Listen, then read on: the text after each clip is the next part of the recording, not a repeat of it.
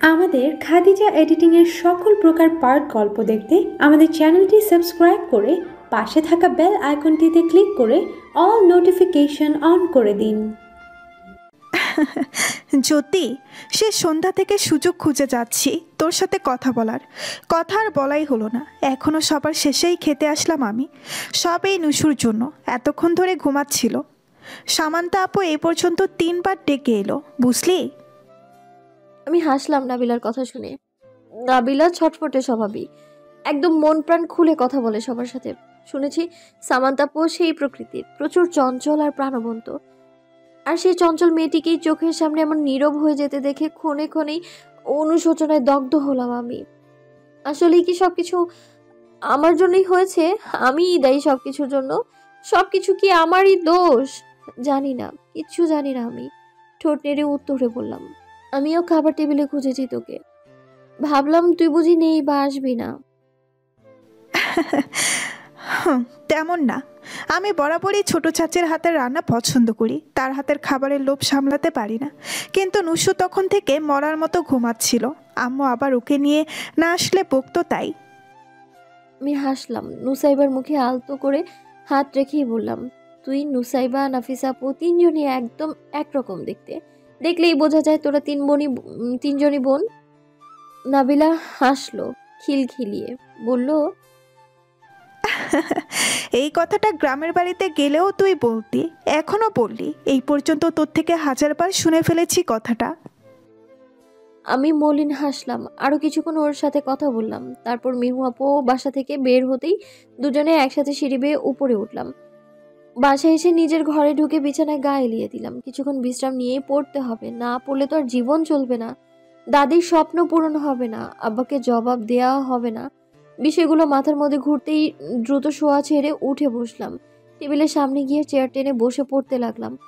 ঘড়িতে তখন 11:30। মেহরাজ ভাই এখনো বাসায় ফেরেনি। কেন ফেরেনি? সামান্তাপুদের বাসায় না যাওয়ার জন্য অজুহাত দেখাতে কি ফেরেনি? ঠিক রাত 1টা বাজেই দরজা খোলার আওয়াজ আসলো। আমি ঘাড় কাত করে তাকালাম। আমাকে যে ঘরে থাকতে দেওয়া হয়েছে সেই ঘর থেকে, মোটামুটি বসার ঘর থেকে সদর দরজা সবই দৃশ্যমান। আমি ছোট ছোট চোখে তাকিয়ে দেখলাম মেহু আপু দরজা খুলে দাঁড়িয়ে আছে, অথচ কোনো কলিং বেল বাজেনি। কৌতূহলবশত তাকিয়ে থাকলাম আরো কিয়ৎক্ষণ। দেখলাম মেহরাজ ভাই ঘরে ঢুকতে, আর কেমন ক্লান্ত, মলিন মুখ তার। লম্বা চওড়া উজ্জ্বল শ্যামলা বর্ণের মানুষটাকে কেমন উদাস দেখালো। সুদর্শন মুখটায় যেন শত সহস্র হতাশা ফুটে উঠল, যে হতাশা সমেতই তীব্র অসহায়ত্বের ছাপ ফুটে উঠল তার দৃষ্টিতে। যেন চোখের দিকে তাকিয়ে মুহূর্তেই বুঝে ফেলা যায় মানুষটার ভেতরে ভেঙে চুরমার হয়ে গেছে সব। আমি চেয়ে থাকলাম। উনি হালকা গলায় মেহু আপুকে বললেন, ঘুমাসনি? ভাবলাম জেগে আছিস কিনা, তাই নিচে থাকতেই কল করে জানিয়ে দিলাম। তুই যা ঘুমকাতুরে, সঙ্গে সঙ্গে কল ধরবি ভাবিনি। মেহু আপু বিনিময়ে প্রশ্ন ছুড়লেন, এতক্ষণ কি করছিলে বাইরে? তুমি তো কোনোদিন এত দেরি করে বাসায় আসো না। কাল একটা চাকরির ইন্টারভিউ আছে না, তাই সাইদের বাসায় গিয়েছিলাম, তাই দেরি হয়ে গেল। মেহু আপু শক্ত গলায় ফের বলল, মিথ্যে অজুহাত দিও না ভাইয়া। তুমি গম্ভীর হয়ে থাকলেও আমি তোমায় বরাবরই জেনে ফেলি, এটা ভুলে যেও না। সামান্তার সম্মুখীন হবে না বলেই দেরি করে আসলে, তাই না?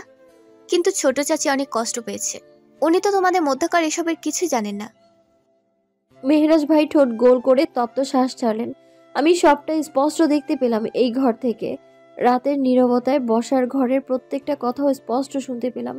তার মানে আমার ধারণাটাই ঠিক ছিল। মেহরাজ ভাই সামান্তাপুর সামনে পড়তে হবে বলে পালিয়ে বেড়ালেন। আমি দৃষ্টি সরালাম দ্রুত। বইয়ের পাতায় নজর রাখতেই আবারও কানে আসলো মেহরাজ ভাইয়ের আহত কণ্ঠ। তেমন নয় মেহু, বুকের ভেতরে যন্ত্রণা হচ্ছিল বড্ড। বন্ধুদের সাথে আড্ডা না দিলে সে যন্ত্রণা কমে আসতো না। তাই জ্যোতি কি ঘুমিয়ে গিয়েছে? আচমকা আমার নাম শুনেই কান খাড়া হলো, মস্তিষ্ক সচল হলো। মেহরাজ ভাই আমার খোঁজ করছেন কেন? কি কারণে? ভ্রু বাঁকিয়ে আবারও বসার ঘরের দিকে তাকালাম। মেহু আপু বলল, না, ও পড়ছে ওর ঘরে, ঘুমাবে আরো পরে। মেহরাজ ভাই মাথা নাড়ালেন, বললেন, ও, সাইদ কেমন পড়িয়েছে জিজ্ঞেস করেছিস? না, করিনি। আচ্ছা, ও পড়ুক, কাল সকালে জিজ্ঞেস করে নিব। আনোয়ার চাচাও কল করেছিল, বলেছিলাম বাসায় এসে কল দিয়ে কথা বলিয়ে দিব। এত রাতে বোধহয় ঘুমিয়ে পড়েছেন উনি, তার থেকে সকালেই বরং কল করব, তখন জ্যোতিও থাকবে। আমি অবাক হলাম। আব্বা? আব্বা কল করেছিল আমার সাথে কথা বলার জন্য? এটা তো ভাবনারও বাইরে। আব্বা কি সত্যি এই আপদটাকে মনে পড়ে তার, নাকি শুধু লোক দেখানো দায়িত্ব দেখাতেই কল করলেন আব্বা? বুঝলাম না। সরু চোখে চাইতেই দেখলাম মেহরাজ ভাই পা বাড়ালেন। মেহু আপু পেছন থেকে প্রশ্ন ছুড়ল তৎক্ষণাৎ। খেয়েছো তুমি, নাকি না খেয়ে আড্ডা দিলে এতক্ষণ যাবত? মেহরাজ ভাই বিনিময়ে উত্তর দিলেন না, পা জোড়া চালিয়ে নিজের ঘরের দিকে পা বাড়ালেন। মুহূর্তেই ধাম করে দরজার আওয়াজ কানে আসলো। বুঝলাম মেহরাজ ভাই নিজের ঘরের দরজা লাগালেন। আমি শ্বাস ফেললাম। নিজেকে দুই দেশের সীমানায় আস্ত এক কাঁটা তার বোধ হলো আমার। যে কাঁটা তার পেরিয়ে যেতে গিয়ে রক্তাক্ত হয় পা, ঠিক সেভাবেই যেন আমাকে কেন্দ্র করে দুপাশে দুটো মানুষের হৃদয়ে রক্তক্ষরণ হচ্ছে। মানুষগুলো আর কেউ না, সামান্তাপুর, মেহরাজ ভাই আর আমি, তাদের মাঝে থাকা আস্ত এক কাঁটা তার। দাদির সাথে কথা বলার উদ্দেশ্যে মিনার ভাইয়ের নাম্বারে 2-3 বার লাগাতার কল দিলাম। ওপাশ থেকে কল তুললো না মিনার ভাই। আমি হতাশ হলাম। পুনরায় কল না দিয়ে মোবাইলটা টেবিলের এক কোণে রেখে দিলাম। ঠিক কিছুক্ষণ পরই ওপাশ থেকে কল এলো। নিঃশব্দে কলটা মিনার ভাইয়ের হবে তা ভেবে খুশি হলাম। কল তুলে বললাম, তুমি কি ব্যস্ত মিনার ভাই?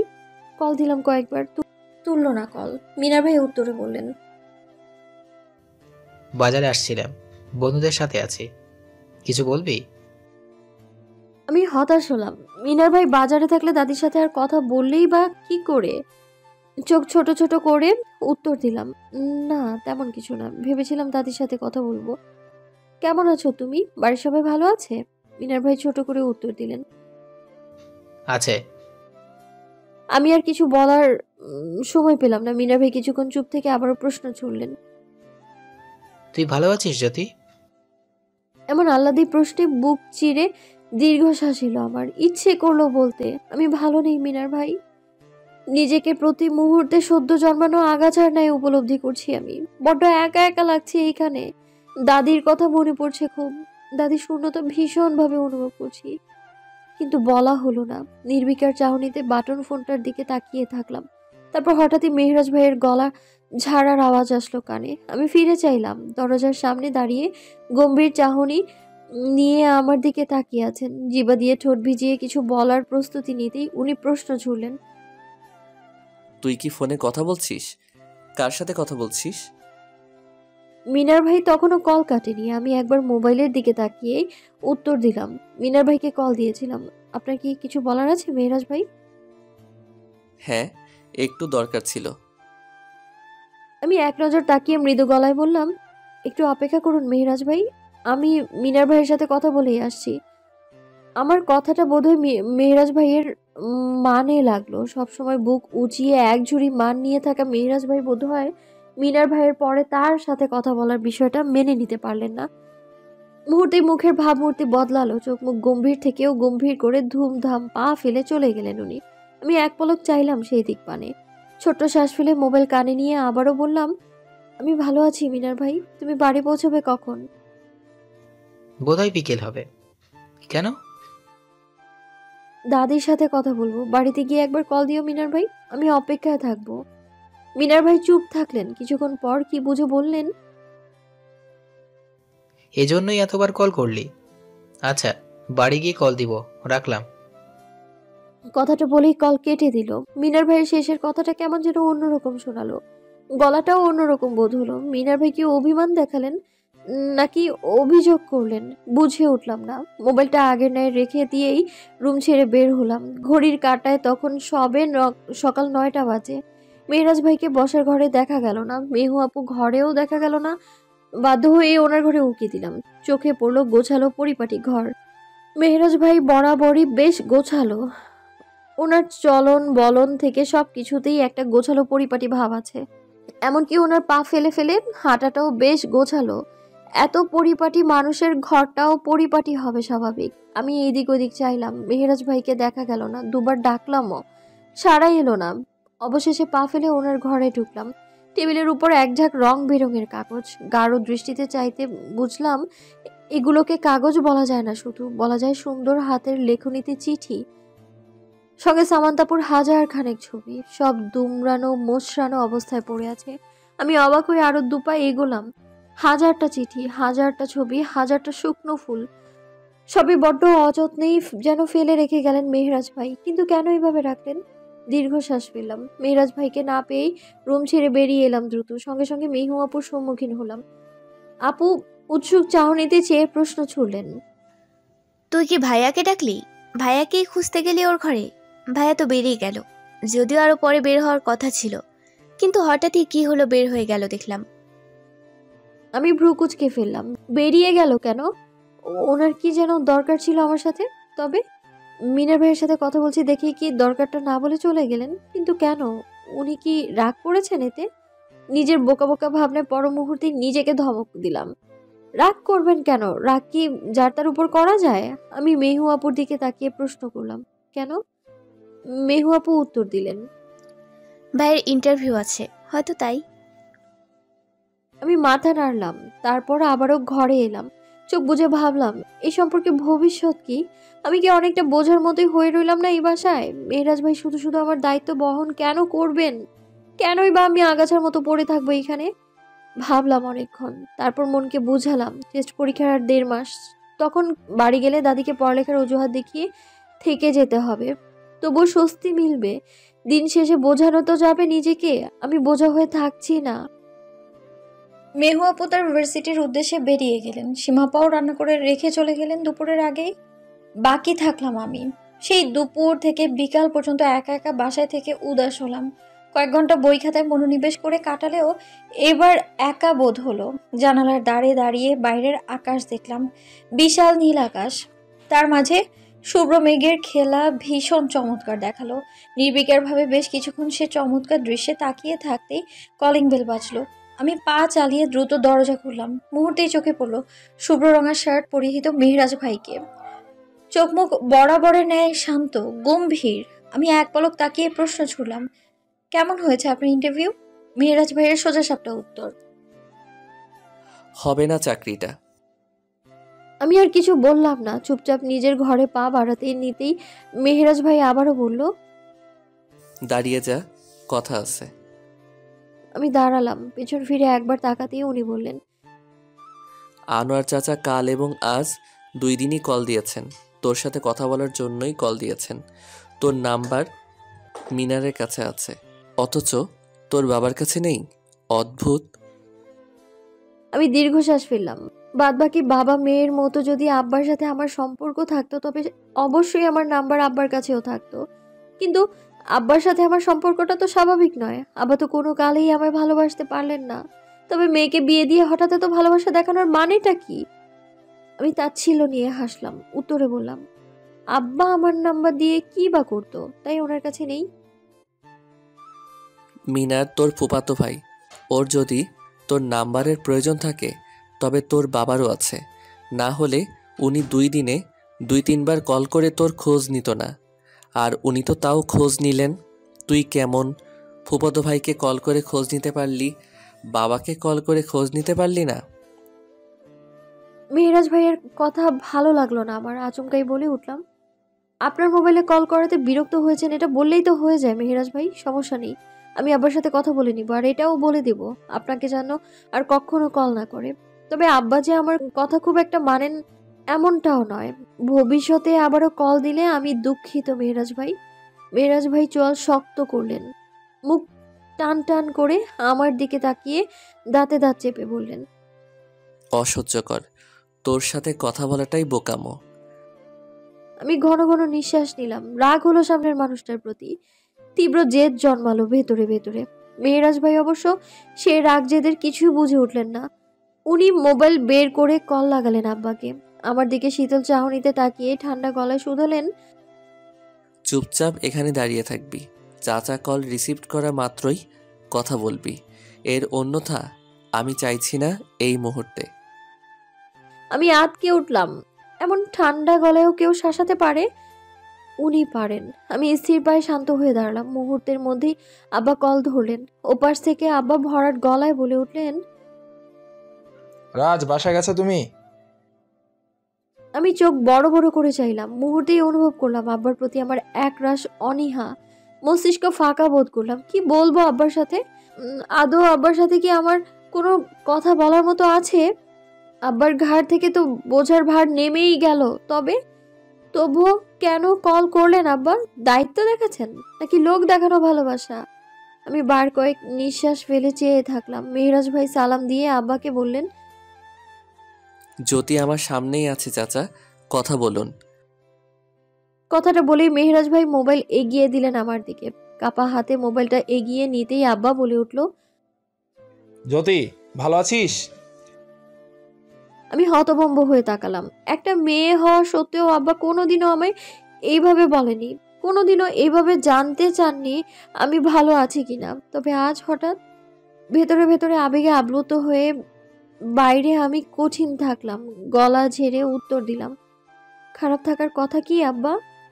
আর ভালো আছি কি নেই এইসব জানার কি আপনার প্রয়োজন আছে?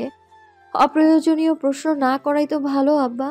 আব্বা বোধহয় রেগে গেলেন। চাপা স্বরে ক্রোধ নিয়ে বললেন, আমার আর কোনো সন্তান নেই জ্যোতি, তুই আমার মেয়ে হোস, এক এবং একমাত্র সন্তান। ভালো আছে কিনা জানার প্রয়োজন নেই বলছিস আমার?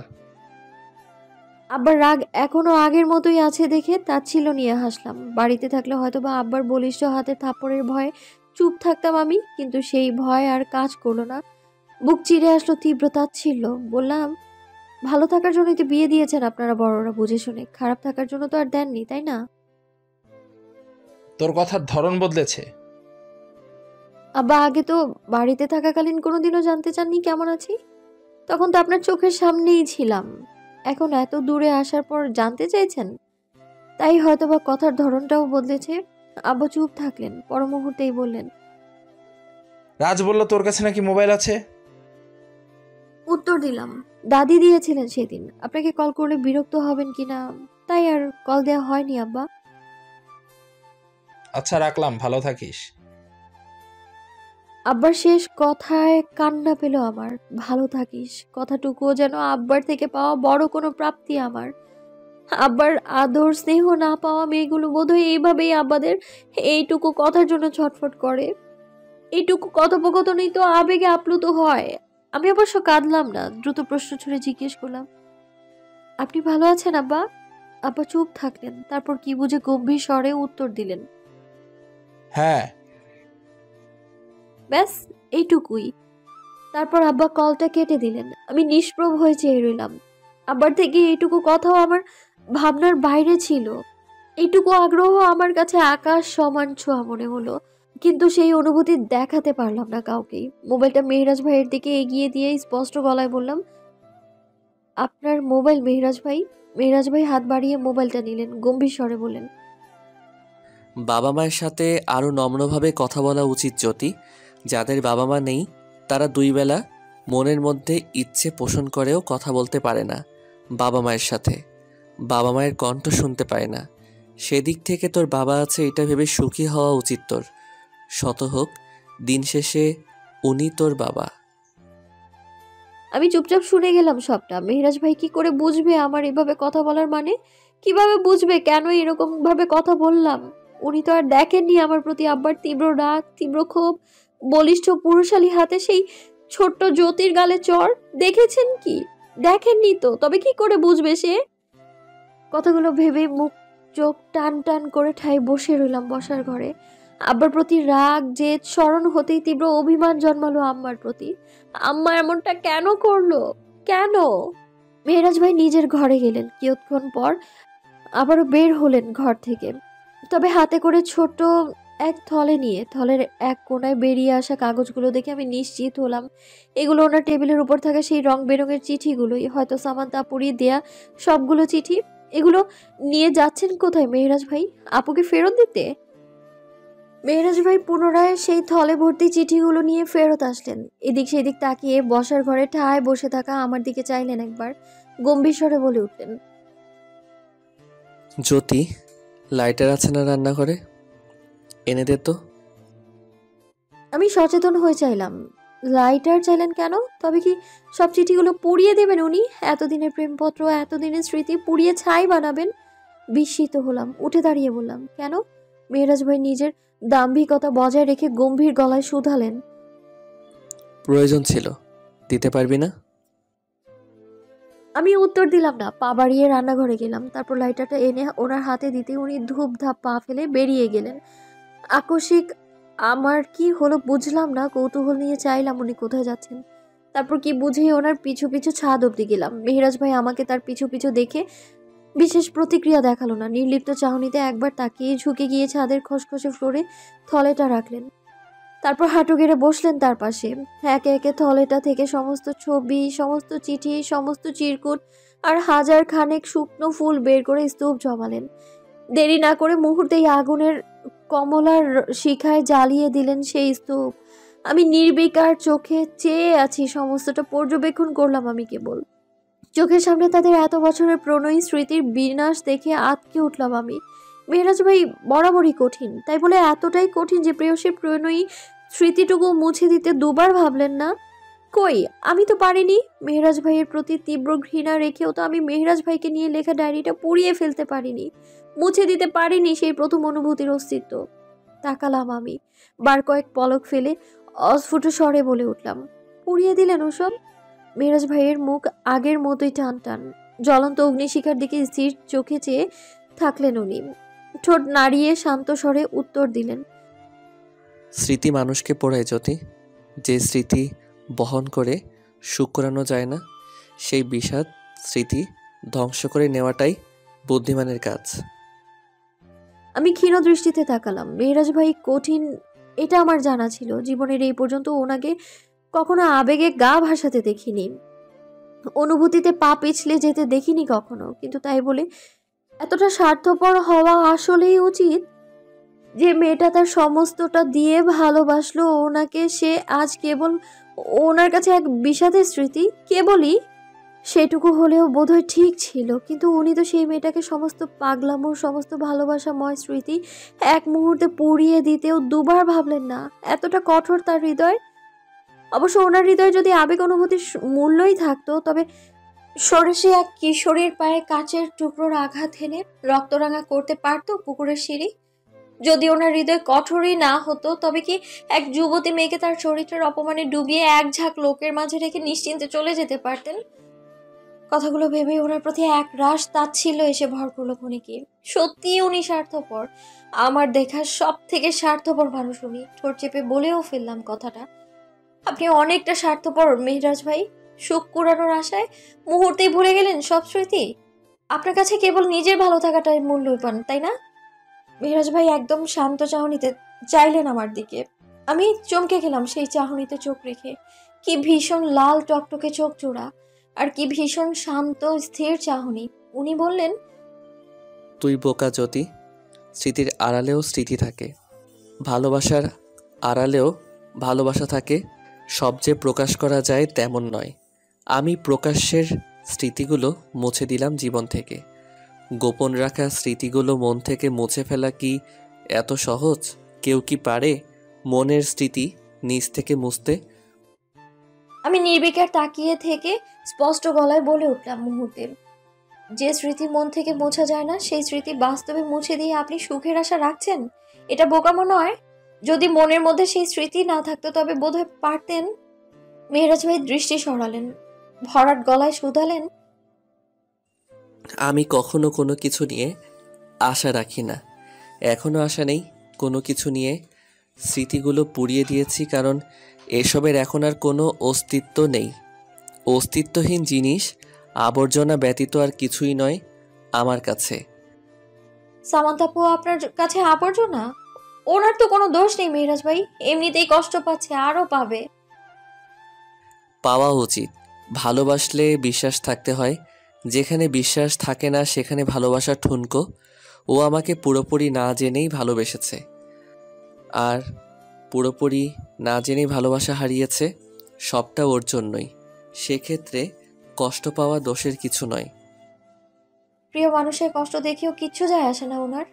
আদৌ কি এতটা কঠিন উনি ভালোবাসার দিক দিয়ে, নাকি সবটা উগ্রানো কথা? আমি বুঝে উঠলাম না। তাচ্ছিল নিয়ে আবারও বললাম, আপনি সত্যি ভীষণ স্বার্থপর মানুষ মেহেরাজ ভাই। জীবনে কখনো কাউকে কঠিনভাবে ভালোবেসেছিস জ্যোতি? কঠিনভাবে ভালোবাসলে বুঝবি সে মানুষটাকে পাওয়াটাই মুখ্য নয়, সে মানুষটা ভালো থাকুক এটাই মুখ্য।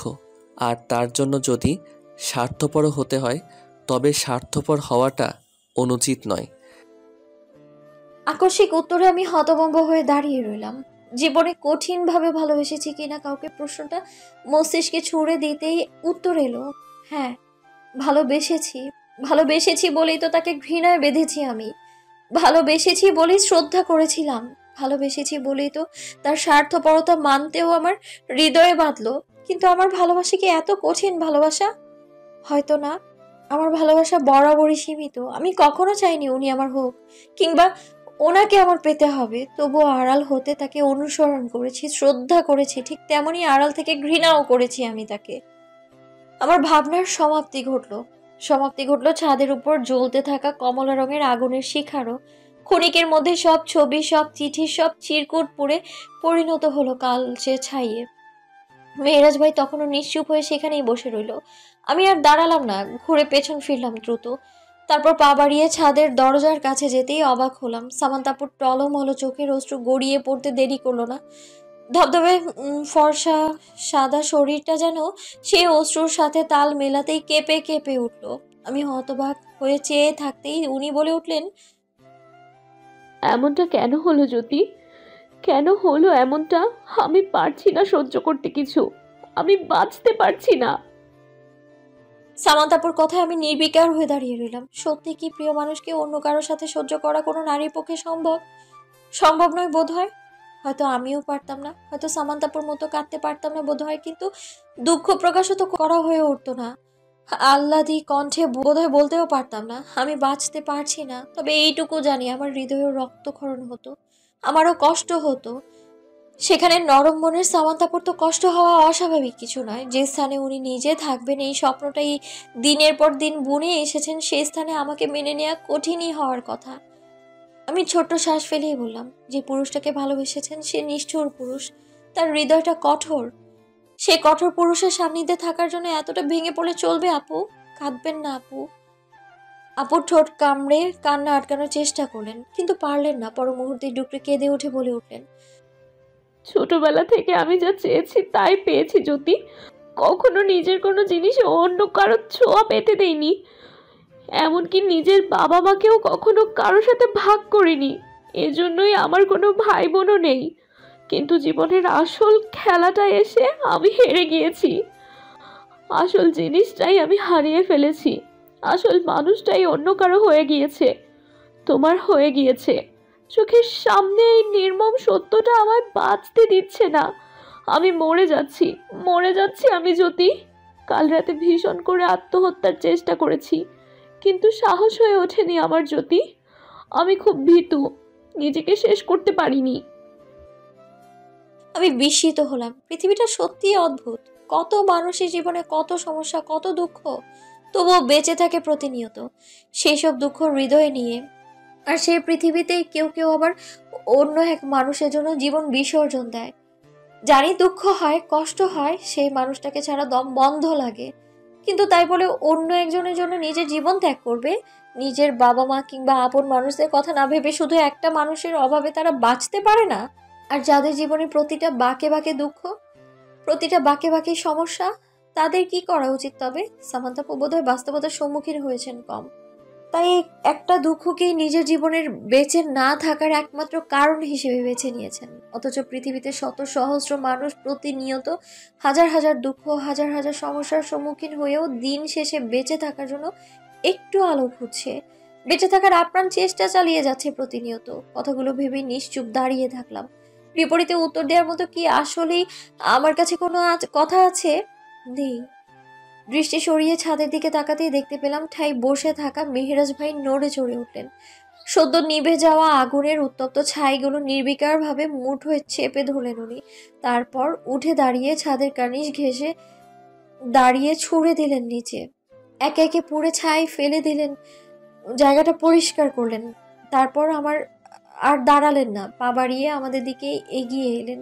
সামান্তাপুর নড়ে চড়ে দাঁড়ালেন, কান্নার বাঁধ ভেঙে জড়ানো গলায় জিজ্ঞেস করলেন, ছাইগুলোর মতো কি আমাকেও তুমি নিজের জীবন থেকে ছুঁড়ে ফেলে দিলে রাজ ভাইয়া? আমাকে আদৌ তুমি কোনোদিন এতটুকু ভালোবেসেছিলে? বেসেছিলে ভালো? মেরাজ ভাই নিশ্চুপ হয়ে দাঁড়িয়ে প্রিয় মানুষের অভিমানে ও অভিযোগে করা এতগুলো প্রশ্নের একটারও জবাব না দিয়ে রক্তরঙা চোখে কেবল শীতল চাহনি ফেললেন সামান্তাপুর মুখে। তারপর আর দাঁড়ালেন না, সিঁড়িতে পা ফেলে দ্রুত নিচে চলে গেলেন। আমি অবাক হয়ে চেয়ে থাকলাম কেবল দুজনার পানে। এই দুজন মানুষের মাঝে কতখানি ভালোবাসা, কতখানি অনুভূতি, তবুও বিচ্ছেদ। দায়ী কি আমি? সাইদ ভাই আজ দেরি করেই এলেন। চেয়ারে আরাম করে বসেই আমার দিকে চাইলেন, তারপর একটা সুন্দর হাসি উপহার দিলেন। বিনিময়ে আমিও সৌজন্যতার সাথে হাসলাম। পরিচয়ের দুদিনের মাথাতেই বুঝতে পারলাম এই মানুষটা খুব মিশুক প্রকৃতির, ফ্লার্টিং এ দুর্দান্ত দক্ষ, সঙ্গে চঞ্চল প্রকৃতিরও। তবে ওনার হাসি খুশি কথাবার্তা নিমিষেই কোনো মানুষের মন ভালো করতে যথেষ্ট। আমি পড়ায় মনোযোগ দিলাম। মাঝপথে মেহু আপু নাস্তা সমেত হাজির হলো। টেবিলের এক কোণে নাস্তা রাখতে সাইদ ভাই বলে উঠলেন, কি আশ্চর্য, তুমি কি টিপিক্যাল বউ বউ ভাব শুরু করেছো মেহু? জানোই তো তোমায় ভালোবাসি। এখন এমন করে খাবার টাবার আনলে তো ভালোবাসা আরো বেড়ে যাবে প্রিয়। আমি অবাক হলাম। কি বলে এই লোক? মুহূর্তেই চোখ উঁচু করে চাইলাম মেহু আপুর দিকে। মেহু আপুর মুখে বিশেষ প্রতিক্রিয়া নেই, শুধু একবার সাইদ ভাইয়ের দিকে তাকিয়ে জবাব দিলেন,